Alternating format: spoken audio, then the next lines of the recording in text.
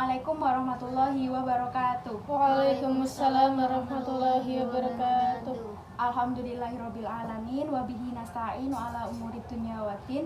Assalatu wassalamu ala asyrofil anbiya'i wa imamil mursalin sayyidina wa maulana Muhammadin wa ala alihi wa sahbihi ajma'in, amma ba'du. Alhamdulillahirabbil alamin, segala puji bagi Allah Tuhan semesta alam atas limpahan rahmat dan hidayahnya kepada kita semua, sehingga kita diizinkan untuk berkumpul dalam acara penyuluhan pada hari ini. Kedua kalinya sholawat serta salam kita curahkan kepada Nabi kita, Nabi Muhammad SAW, yang kita nanti-nantikan syafaatnya di yaumil kiamah. Sebelumnya perkenalkan, nama saya Salwa Sania Salsabila dari jurusan Penyuluhan dan Komunikasi Pertanian, Fakultas Pertanian, Universitas 11 Maret Surakarta. Di sini saya diberikan tugas dalam rangka praktikum penyuluhan pertanian untuk memberikan penyuluhan kepada kakak-kakak semua. Sebelumnya terima kasih sudah mau saya undang di acara penyuluhan ini. Sebagai sasaran saya dalam memberikan penyuluhan. Di sini saya akan memberikan penyuluhan dengan tema penanggulangan hama tikus terhadap tanaman cabai yang ada di kampung halaman kita. Oke, yang pertama adalah saya ingin memberikan awalan bahwa kita sudah tidak asing dengan hama tikus yang seringkali merusak tanaman-tanaman cabai di kampung kita. Lebih spesifiknya di halaman depan rumah kita yang kita tanam bersama-sama, itu sangat merugikan kita. Meskipun itu hanya tanaman cabai pribadi, tapi kita berkewajiban untuk menjaganya dan sebisa mungkin untuk menghindari hama tersebut.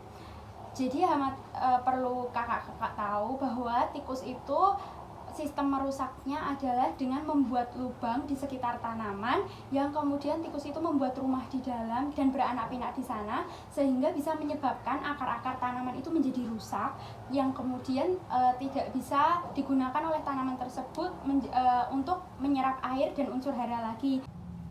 Namun di sisi lain, tikus itu merugikannya itu tidak hanya saat membuat lubang itu saja, tapi juga bisa dengan geraknya yang banyak itu, sehingga dia menyenggol-nyenggol tanaman. Bisa jadi tanaman itu batangnya patah, ataupun tanah yang di atas tanahnya itu menjadi terkeruk oleh geraknya itu, sehingga pertumbuhannya itu tidak optimal.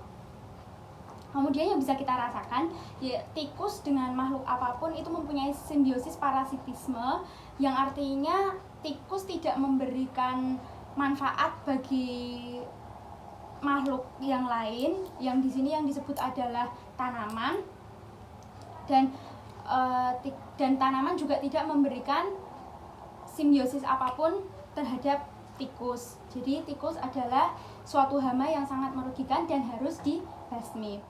Dari masalah tersebut dapat disimpulkan bahwa kita memiliki 3 solusi, yaitu solusi secara mekanis, solusi secara kimia, dan solusi secara fisik. Kalau secara mekanis itu kita bisa menggunakan diberi tameng terhadap tanaman cabai atau diberikan ke tempat yang lebih tinggi sehingga tidak terjamah oleh serangga maupun tikus. Kemudian secara biologis kita bisa memberikan racun. Contohnya seperti ini adalah racun tikus yang biasa digunakan di kampung-kampung kita, dan ini tuh dilihat sebagai racun yang paling efektif, ya, paling ampuh. Betul. Kakak siapa namanya? Afifah. Kakak Afifah, terima kasih. Ya, ini adalah racun yang paling ampuh. Setelah itu, jika memang sudah tidak bisa, maka kita menggunakan perangkap tikusnya itu yang seperti ini. Jadi ini mekanismenya, nanti diberi pemancing di dalam sini, kemudian nanti tikus akan terpancing dan masuk. Ketika dia masuk, pir di sini akan menutup dengan sendirinya sehingga tikus terperangkap di dalamnya. Ini adalah perangkap yang biasa digunakan oleh petani-petani di sawah, yang bisa juga digunakan di kampung kita.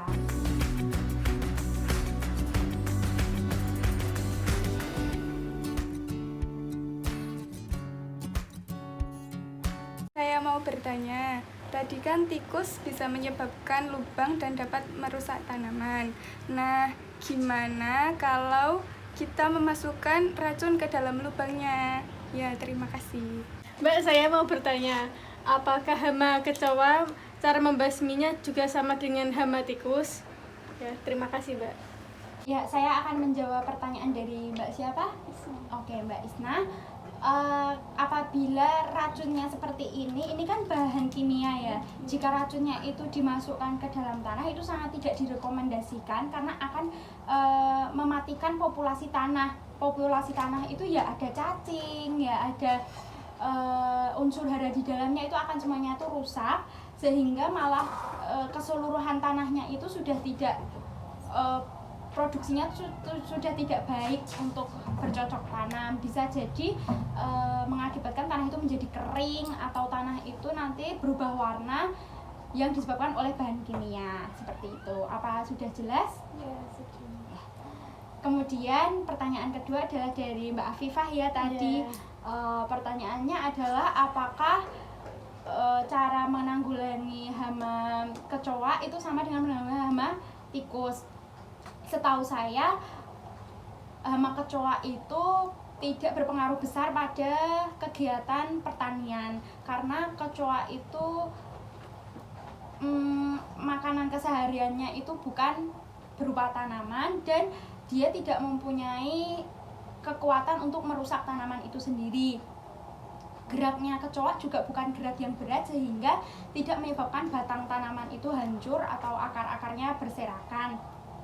Jadi untuk hama kecoa bisa jadi perangkapnya hanya menggunakan mungkin semprot serangga seperti itu ataupun bisa menggunakan alat pemukul yang biasa digunakan oleh petani di sawah. Apakah sudah paham? Ya, sudah. Terima kasih. Penyuluhan ini saya akhiri. Apabila ada salah kata, saya mohon maaf yang sebesar-besarnya. Semoga penyuluhan ini bermanfaat untuk kita semua dan lingkungan kita. Billahi taufiq wal hidayah. Wassalamualaikum warahmatullahi wabarakatuh. Waalaikumsalam warahmatullahi wabarakatuh.